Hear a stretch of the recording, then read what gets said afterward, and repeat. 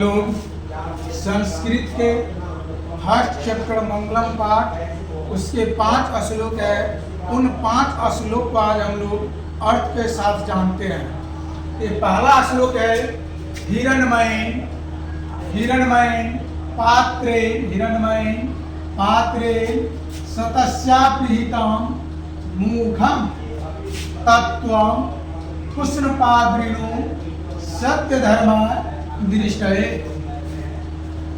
कह रहा है कि हे प्रभु, ईश्वर से प्रार्थना की, हे प्रभु, सत्य का मुख सोने जैसे पात्र से ढका हुआ है। हिरणमय माने होता है सोने जैसा। कि हे प्रभु, सत्य का जो मुख है वो सोने जैसे पात्र से ढका हुआ है। कि जिस प्रकार हम लोग सोने को देखकर किसी अन्य वस्तुओं को भूल जाते हैं, केवल हमारा ध्यान सोने पर चला जाता है। सोना माने जिसमें आभूषण, सोने वाला सोना नहीं, जो कीमती है, जिसका हम उपयोग हम लोग आभूषण बनाने में करते हैं, उस सोने की बात हो रहा है। कि हे प्रभु, सत्य का जो मुख है, सत्य का जो मुख है वो सोने जैसे पात्र से ढका हुआ है। यानी धन संपत्ति मिल जाने के बाद लोग क्या करते हैं, अपनों को भूल जाते हैं। उसी प्रकार कह रहा है कि सत्य का जो मुख है वो सोने जैसे पात्रों से ढका हुआ है। सत्य धर्म की प्राप्ति के लिए उस आवरण को हटा दे। कि हम जो नहीं देख पाते हैं, सत्य की मार्ग पर नहीं चल पाते हैं, उस मार्ग को हटा दे। वो ईश्वर से प्रार्थना करता है। कौन? लेखक। लेखक ईश्वर से प्रार्थना करता है कि हे प्रभु, सत्य का जो मुख है वो सोने जैसे पात्रों से ढका हुआ है। उस सत्य धर्म की प्राप्ति के लिए उस आवरण को हटा दे, उस पात्र को हटा दे। अब दूसरा श्लोक कह रहा है, अनोरण्यान महतो मह्यान आत्मस्य जंतो निहितो गुहायाम तम क्रतु पश्यति वित्तशोको धातु प्रसादा न महिमा महात्मना। कि मनुष्य के हृदय रूपी गुफा में, मनुष्य के हृदय रूपी गुफा में सूक्ष्म से सूक्ष्म और महान से महान आत्मा निवास करते हैं। आत्मा का मतलब होता है ईश्वर। यह वास्तव में सही है। हमारे शरीर का जो महत्व है वो आत्मा के कारण ही महत्व है। यदि हमारे शरीर से आत्मा निकल जाती है तब हमारे देह में कोई भिड़ता देह हम छुआ के लिए लोग, आत्मा निकल जाने के बाद अगर कोई देह में भिड़ता है तो स्नान करता है, यहाँ तक न केश को भी कटा लेता है कि हम छुआ गए हैं। तो आत्मा का कितना महत्व है वो आप लोग जान सकते हैं।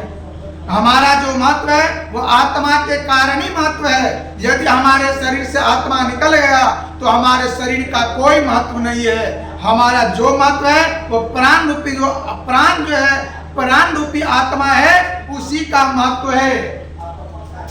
तो मनुष्य के हृदय रूपी गुफा में, किसके हृदय में? मनुष्य के।